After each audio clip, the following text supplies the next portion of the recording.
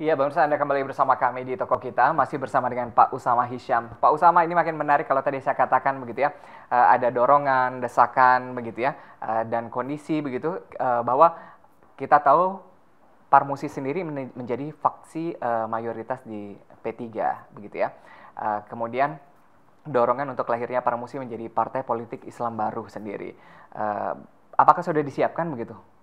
Ya, jadi begini, tadi sudah saya katakan, dalam 3 tahun kepemimpinan saya terakhir, kita sudah menjadi connecting muslim dengan paradigma baru. Jadi bukan bagian dari kekuatan politik tertentu lah. Jadi di Parmusi sekarang ada pengurusnya yang kader partai PAN, ada juga PKS, ada juga Nasdem, ada juga Golkar, ada semua. Jadi kita connecting muslim. Nah, ini kantongnya artinya udah banyak dong, Pak. Ya, udah siap menjadi banyak. partai politik ya, Islam. Kantongnya sudah banyak.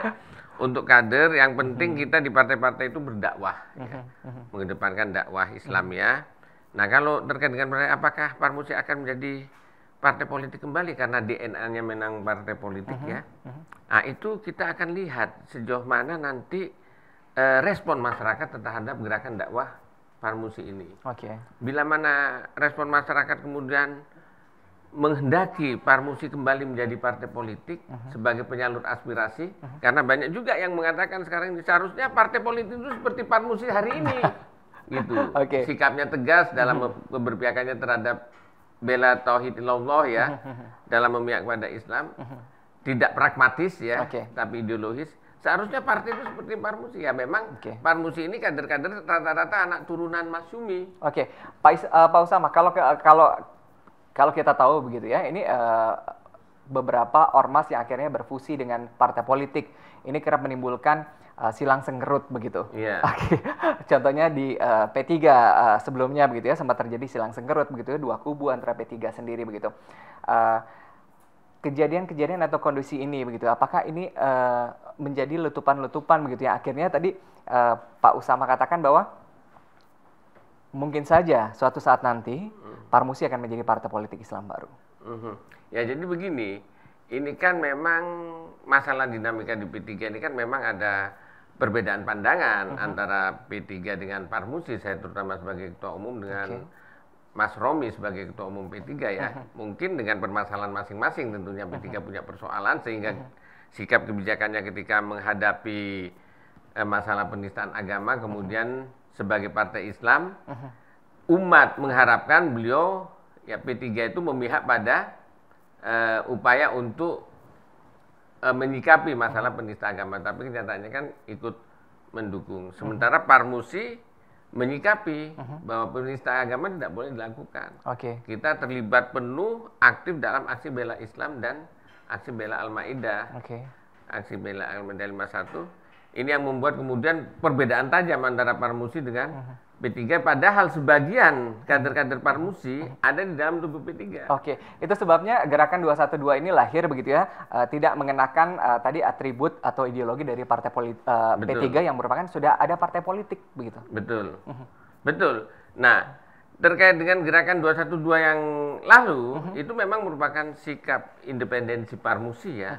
Kenapa saya kemudian instruksikan terlibat penuh, bahkan kita dalam 28 kali aksi terdepan ya, aksi persidangan Ahok termasuk kita yang menggugat presiden di PT UN, sampai kemudian berhasil, dan di dalam reuni yang pertama saya juga menjadi bendahara daripada reuni agung tahun 2016, karena memang kita benar-benar ingin memberikan pembelaan terhadap kalimat tauhid Allah, yaitu Al-Maidah 51. Kita maunya konsisten, konsekuen sebagai organisasi dakwah. Tetapi sekarang situasinya sudah berubah. Itu sebabnya kenapa saya mundur dari Dewan Penasihat. Saya melihat dulu waktu aksi 212 pertama memang tidak lepas dari kegiatan politik juga, Pilgub Jakarta kan, ketika itu. Tapi kan murni dalam rangka menghadapi penista agama ketika itu. Kalau sekarang Anda lihat ada tendensi ke arah politik begitu, memihak ke salah satu kandidat, dua-duanya Muslim. Dulu kan 212 lahir dalam rangka mempersatukan umat, bersatu besar latar belakang politik, organisasi, profesi, kaya miskin ada semua ikut. Sekarang ini kan yang terjadi karena mendukung kandidat akhirnya pecah. terjadi perpecahan kan.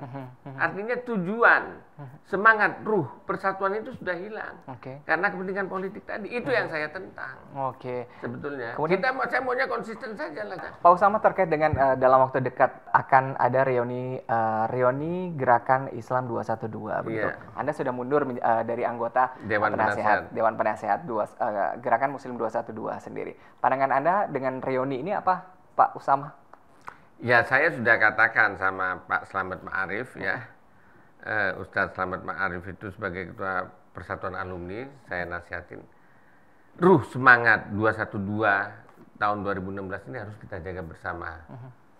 Persatuan umat, persaudaraan umat yang tinggi, ya kan, sehingga orang semua datang bukan karena siapa-siapa, karena ingin bela tauhid Allah.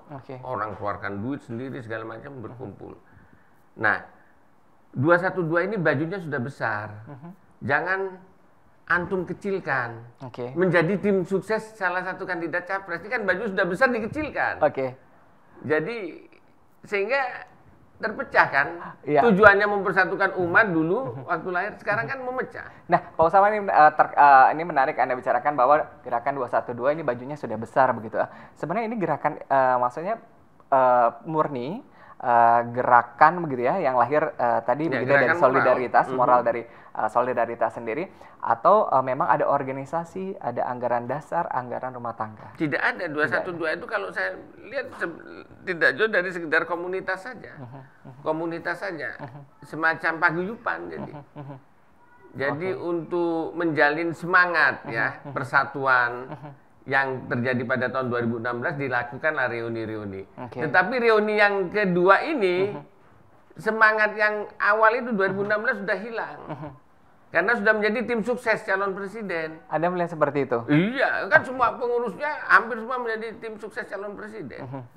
Di dalam tim sukses itu. Itu yang saya tentang sebetulnya.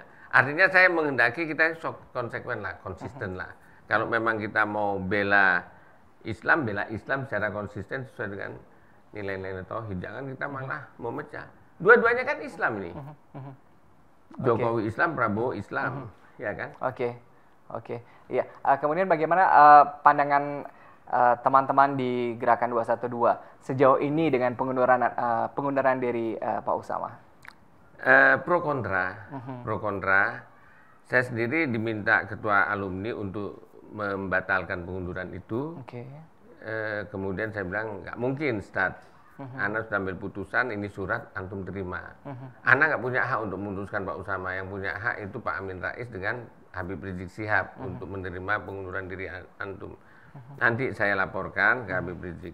Kemudian dapat informasi, ya kan, Habib Rizik menghendaki anak umroh sama ini Ustadz Slamet ini untuk inilah. Tapi waktunya yang nggak mungkin ya umroh dalam waktu dekat. Oleh sebab itu kemarin kemudian ada pernyataan di CNN Indonesia Instagram. Pak Slamet Ma'arif mengatakan PA 212 belum menyetujui pengunduran diri Pak Usama Hisyam. Ya saya terima kasih lah masih dinyatakan seperti itu, tapi kan sulit posisi seperti itu. Ya, Pak Usama, tadi menarik Anda katakan bahwa sudah ada tendensi tadi keberpihakan begitu ya, ke salah satu capres kandidat begitu ya. Ke siapa Pak Usama? Kalau Anda lihat? Ke Pak Prabowo 02 kan? Kan jelas kalau itu kan. Ke Pak Prabowo, kemudian bahkan para penasehatnya kan bikin Kopas Sandi. Itu. Anda mundur karena nggak sejalan dengan Pak Prabowo ya? Atau memihak ke calon lain? Atau? Iya, enggak. Semangat ruh daripada 212 ini sudah hilang. Nah, kemudian soal paradigma yang digunakan dalam menentukan pilihan dukungan kepada Pak Prabowo, ya kan, itu juga saya pikir kurang pas ya. Kurang pas.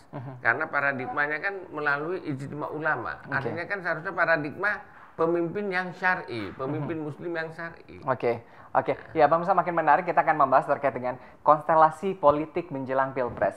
Bagaimana pandangan dari Pak Usama sendiri sebagai seorang politisi dan juga seorang jurnalis. Artinya ada dua sisi gitu ya, pandangan yang berbeda. Tetap bersama kami di Tokoh Kita.